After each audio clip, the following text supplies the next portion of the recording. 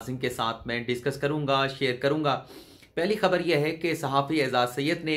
मुस्लिम नवाज और Pakistan peoples party की deal का भांडा फोड़ दिया है। अपनी रिपोर्ट में सहाफ़ी एजाज सैयद पाकिस्तान पीपल्स पार्टी की डील के हवाले से क्या दावा कर रहे हैं, मुस्लिम नवाज की जानिब से मुख्तदर हलकों के साथ ये डील कौन कर रहा है और ये डील कहां तक पहुंची है, ये डिटेल आप नाज़रीन के साथ मैं डिस्कस करूंगा। दूसरी खबर यह है कि अटॉर्नी जनरल खालिद जवेद ने हुकूमत के रास्ते में एक बड़ी रुकावट का तोड़ निकाल लिया है। हुकूमत के रास्ते में कानूनी रुकावट क्या थी और इसका तोड़ क्या निकाला गया, ये डिटेल भी आप नाज़रीन को बताएंगे। तीसरी खबर यह है कि वफाकी वज़ीर दाखिला शेख रशीद ने बंद गली में फंसी अपोजिशन को रास्ता देने के लिए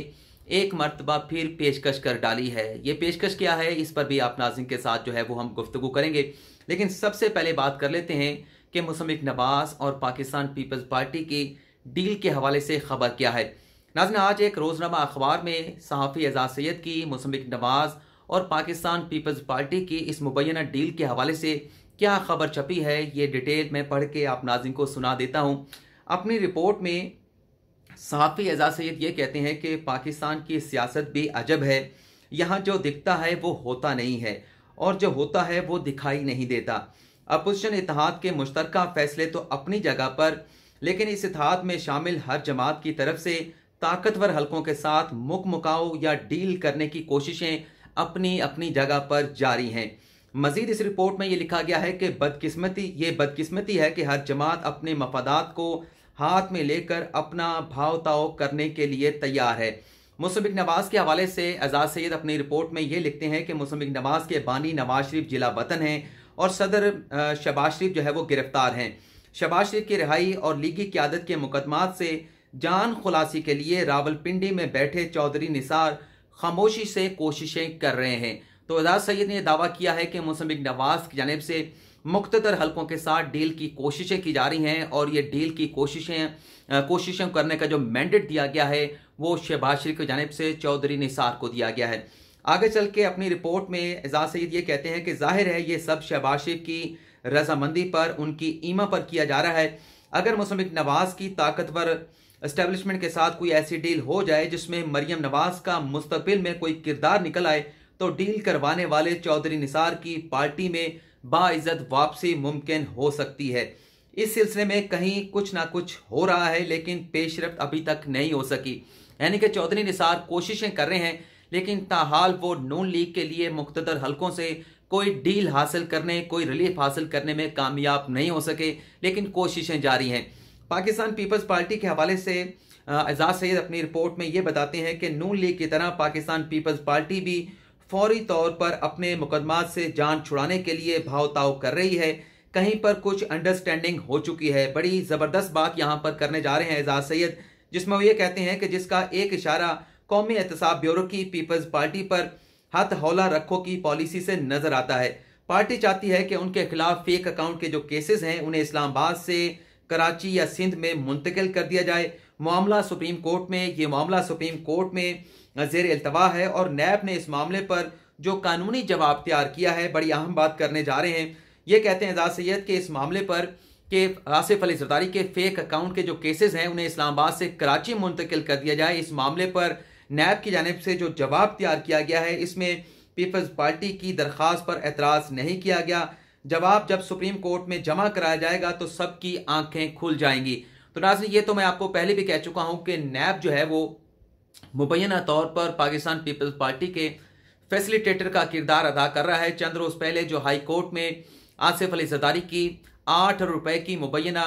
जो ट्रांजैक्शन के मुकदमे की समाअत हुई, जिसमें जमानत के लिए रजू किया गया था आसिफ अली जरदारी की जानिब से, इस मुकदमे की समाअत के दौरान भी नैब की जानिब से आसिफ अली जरदारी की इस जमानत की दरख्वास्त को चैलेंज नहीं किया गया, कोई एतराज़ नहीं उठाया गया और किसी की तरह से भी इस दरख्वास्त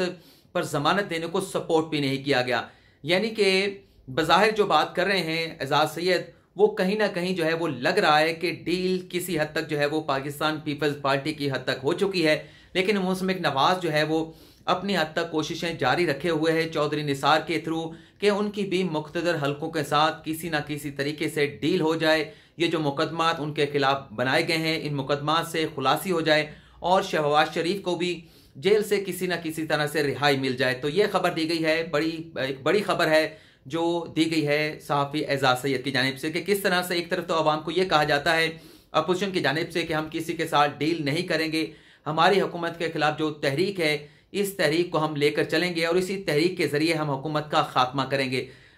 मुजीबर रहमान शामी साहब की जानिब से एक स्टेटमेंट सामने आया था जिसमें उनका यह कहना था कि कोई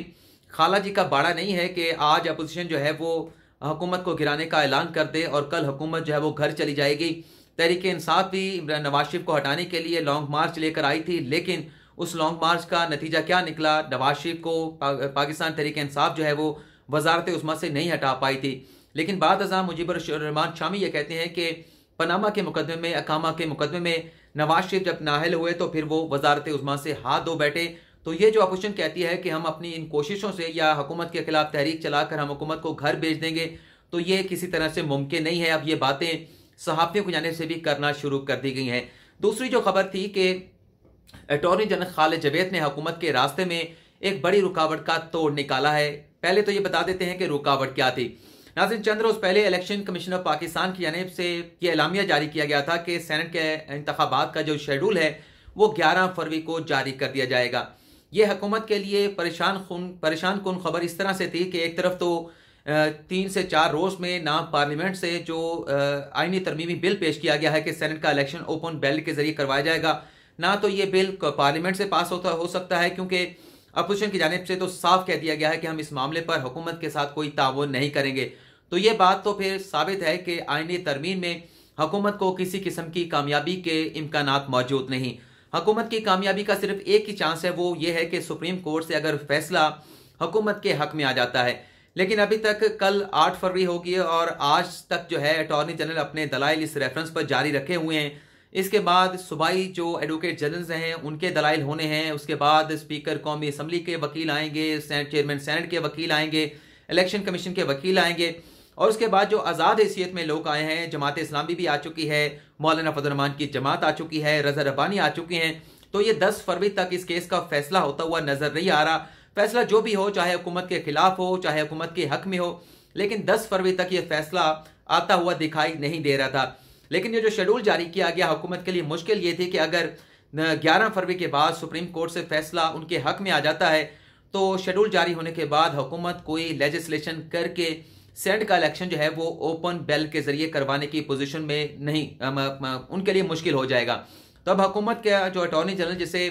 हुकूमत का सबसे बड़ा वकील कहा जाता है, attorney general for Pakistan Khalid Javed Khan साहब हैं, बड़े ज़बरदस्त अंदाज में अदालत में दलाइल दे रहे हैं। तो उन्होंने इस मुश्किल का ये हल निकाला है कि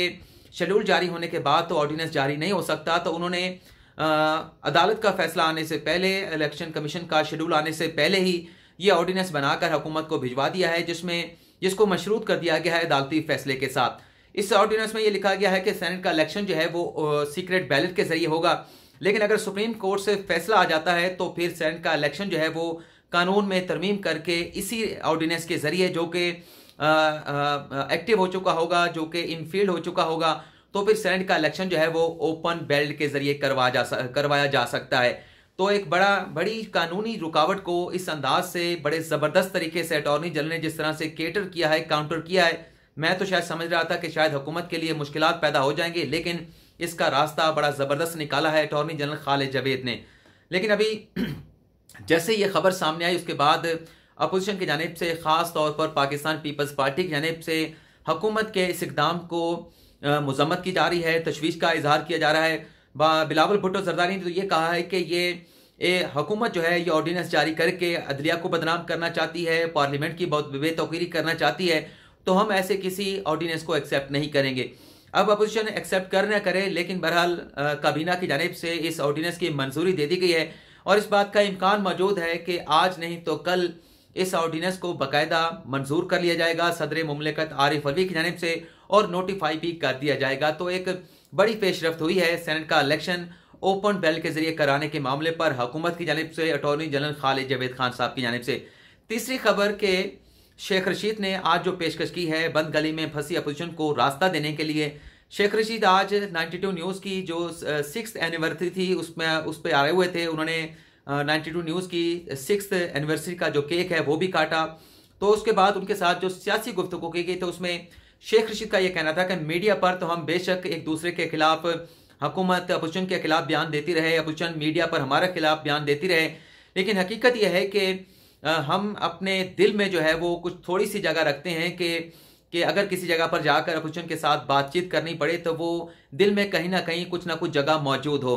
एक तो सराहा गया शेख रशीद की जानिब से कि लॉन्ग मार्च का ऐलान कर दिया गया है, लेकिन मैंने जो पहले कहा था कि अपोजिशन की जमातें जो हैं वो सेनेट के इंतखाबात में हिस्सा लेंगी या इस्तीफा नहीं देगी, तो ये अच्छी बात है कि अपोजिशन की जानिब से इस्तीफा नहीं दिया गया। लेकिन मैं इनको पेशकश करता हूं कि ये लॉन्ग मार्च की बेशक सियासत करें, लेकिन इन्हें अल्टीमेटली जो है वो मुज़ाकरात की टेबल पर आना पड़ेगा। मैं इनको आज भी कहता हूं कि ये आएँ। इन्होंने 1 महीने के बाद, 2 महीने के बाद ही मुज़ाकरात की टेबल पर ही आना है, तो आज मैं इनको दोबारा से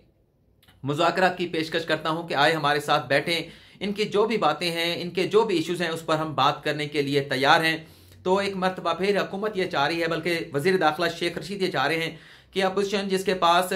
लॉन्ग मार्च के बाद शायद कोई रास्ता नहीं होगा सिवाय इसके कि असम्बलियों से इस्तीफे दे दिए जाएं, और इस्तीफों के ऑप्शन के हवाले से किस तरह से हेजिटेशन का अपोजिशन की जानिब से मुजाहरा किया जा रहा है, और जो सहाफ़ियों की जानिब से दावे किए जा रहे हैं कि कोई भी मंजिल जो है उसका तयन पीडीएम अभी तक नहीं कर सकी कि अगर लॉन्ग मार्च भी हो जाता है तो फिर उसके बाद क्या करना है। तो ऐसी सूरत में अपोजिशन के लिए बज़ाहिर सूरत तो ऐसी बन चुकी है कि बंद गली में है, कहीं रास्ता नहीं दिखाई दे रहा, क्या करना है क्या नहीं करना, कोई फैसला नहीं हो पा रहा। तो ये एक पेशकश है वज़ीर दाखिला शेख रशीद की जानिब से अपोजिशन को बंद गली से निकालने के लिए। देखते हैं कि अपोजिशन इस पेशकश पर क्या रिस्पॉन्ड करती है, क्या जवाब देती है। तो नाज़रीन, आज की इस वीडियो में इतना ही। फिलहाल आपसे इजाज़त चाहूँगा। नई वीडियो में नई खबर के साथ आपकी खिदमत में हाजिर होंगे। पाकिस्तान जिंदाबाद।